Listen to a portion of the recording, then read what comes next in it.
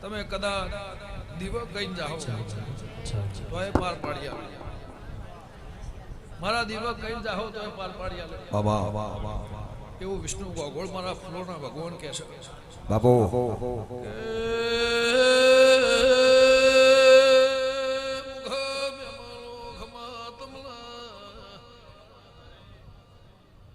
અમારા મજૂરીનો ફૂલ છે